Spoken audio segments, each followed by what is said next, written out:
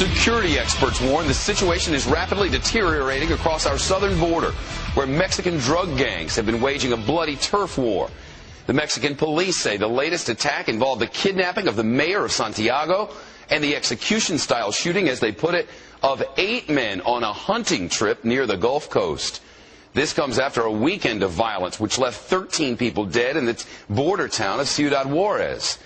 Gunmen there bursting into 2 different parties and opening fire, while in another part of town, police say they found 4 bound, bullet-riddled bodies dumped in the street. This in a place where drug violence has killed thousands in recent years. Trace Gallagher live in our Southern California News Hub. Trace, it seems as if we're hearing a lot more about this sort of thing in recent days.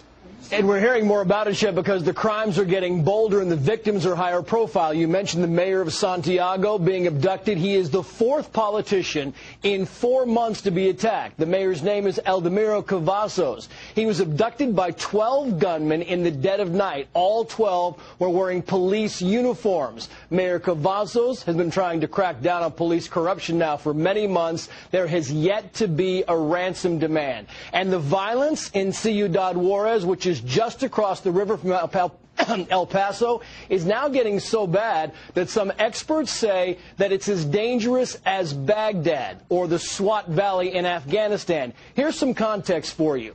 Juarez is about the same size as San Diego, population of 1.5 million. So far this year, San Diego has had 16 murders. Ciudad Juarez, 1,700. It could be the bloodiest year yet down there in Mexico, Shep. And even with all of that, we're learning more people are heading to Mexico for vacation.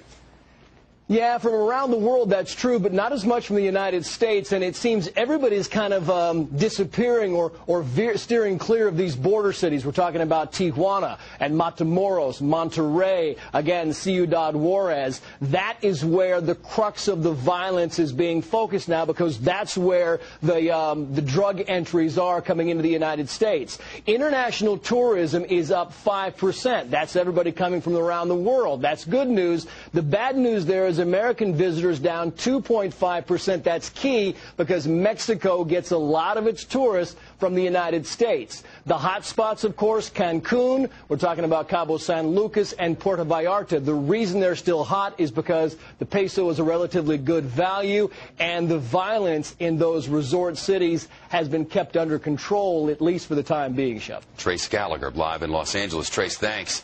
We have news.